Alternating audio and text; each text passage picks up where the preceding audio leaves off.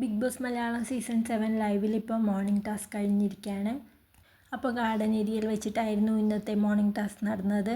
അപ്പോൾ റീ എൻട്രിക്ക് വന്ന കണ്ടസ്റ്റൻസിനായിരുന്നു ഇന്നത്തെ മോർണിംഗ് ടാസ്ക് കൊടുത്തിട്ടുണ്ടായിരുന്നത്. അപ്പോൾ അവരോട് ഫൈനൽ 6നെ മോട്ടിവേറ്റ് ചെയ്യാനായിട്ടുള്ള കാര്യങ്ങൾ പറയുക എന്നാണ് ബിഗ് ബോസ് പറഞ്ഞിട്ടുള്ളത്.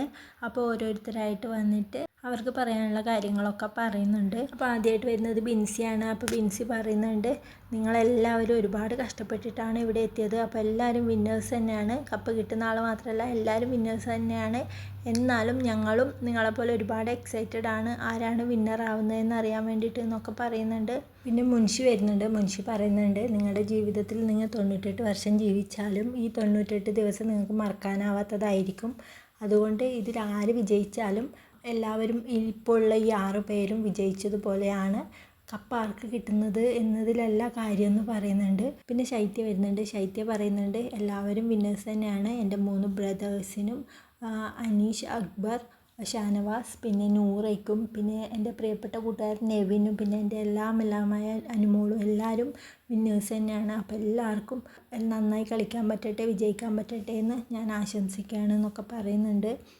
പിന്നെ ആർക്ക് കപ്പ് കിട്ടിയാലും ഞങ്ങൾ കപ്പെടുത്ത് ഫോട്ടോ എടുത്ത് ഞങ്ങൾ ചിൽ ചെയ്യുന്നൊക്കെ പറയുന്നുണ്ട്. അത് കഴിഞ്ഞിട്ട് പിന്നെ വരുന്നത് ജിസേലാണ്. ജിസേൽ പറയുന്നത്, ആര് വിജയിച്ചാലും PR-നെ നന്ദി പറയുക എന്നുള്ള രീതിയിലാണ് പറയുന്നത്. ജിസേൽ പറയുന്നതായിട്ട് ആദ്യം ആര്യനും നെവിനും ഞെട്ടിയ പോലെ നോക്കുന്നുണ്ട്. പിന്നെ എല്ലാവരും ചിരിക്കുന്നുണ്ട്. ജിസേൽ അനുമോളെ ഉദ്ദേശിച്ചാണോ പറഞ്ഞതെന്ന് അറിയില്ല. പക്ഷേ അനുമോൾ ഇതൊന്നും മൈൻഡ് ചെയ്യാതെ ഇരിക്കുന്നുണ്ട്. പിന്നെ ലക്ഷ്മി പറയുന്നുണ്ട്, ഈ സീസൺ ഭയങ്കര അൺപ്രഡിക്റ്റബിൾ ആണ്. അതുകൊണ്ട് തന്നെ എല്ലാവരും ഭയങ്കര എക്സൈറ്റഡ് ആണ് ആരാണ് വിജയി എന്നറിയാൻ വേണ്ടിയിട്ട്. അപ്പോൾ ആരായാലും എല്ലാവർക്കും ഇവിടെയുള്ള 6 പേരും വിന്നേഴ്സ് തന്നെയാണ്. അപ്പോൾ ആര് കപ്പ് കൊണ്ടുപോയാലും എല്ലാവരും വിന്നേഴ്സ് തന്നെയാണെന്നാണ് ലക്ഷ്മി പറയുന്നത്.